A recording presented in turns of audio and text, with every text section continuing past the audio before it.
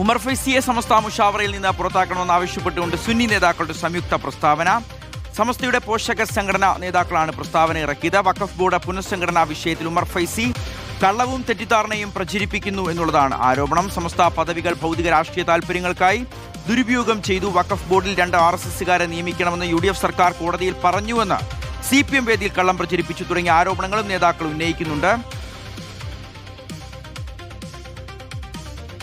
അഭിലാഷ് ഈ വാർത്തയുടെ വിവരങ്ങൾ നൽകും. അഭിലാഷ്, അപ്പോൾ നേരത്തെ തന്നെ ഉമർ ഫൈസിക്കെതിരെ ഇത്തരത്തിലുള്ള പരാതികളുണ്ട്. അതായത് ഉമർ ഫൈസി സാദിഖ് അലി ശിഹാബ് തങ്ങളെ ഉന്നം വെച്ചുള്ള പ്രസ്താവനകൾ തുടരുന്നുവെന്ന് സുന്നി നേതാക്കൾ നിരന്തരം ആരോപിക്കുന്നതാണ്. അതുപോലെ തന്നെ കഴിഞ്ഞ ദിവസം CPM വേദിയിൽ വന്ന് സഖാവെന്ന് സ്വയം വിശേഷിപ്പിച്ച ഉമർ ഫൈസിയുടെ നീക്കങ്ങളെ എങ്ങനെയാണ് ഈ സംഘം ഈയൊരു മറ്റ് വിമത വിഭാഗം നോക്കിക്കാണുന്നത്?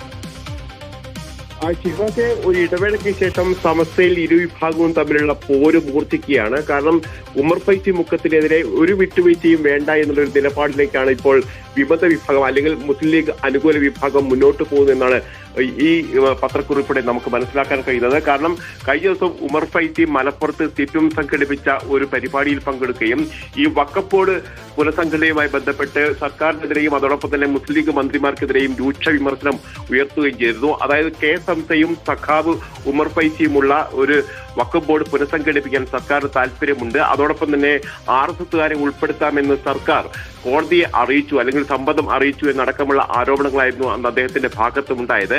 ഇതിനെ തുടർന്നാണ് മറുവിഭാഗം വലിയ രോഷാകുലരാകുകയും ഇപ്പോൾ ഉമർ ഫൈസി മുഖത്തെ സമസ്ത മുഷാവറയിൽ നിന്നും തന്നെ പുറത്താക്കണമെന്ന ഒരു ആവശ്യവുമായി സമസ്ത നേതൃത്വത്തെ സമീപിച്ചിരിക്കുന്നത്. ഇത് സംബന്ധിച്ച ഒരു കത്ത് നൽകാനുള്ള തീരുമാനവും അവരുടെ ഭാഗത്ത് വരികയും ചെയ്തത്. അഭിലാഷ്, അപ്പോൾ സമസ്തയിൽ നടക്കുന്ന ഏറ്റവും പുതിയ സംഭവവികാസങ്ങളാണ് ഇപ്പോൾ അഭിലാഷ് വിശദീകരിച്ചത്. അപ്പോൾ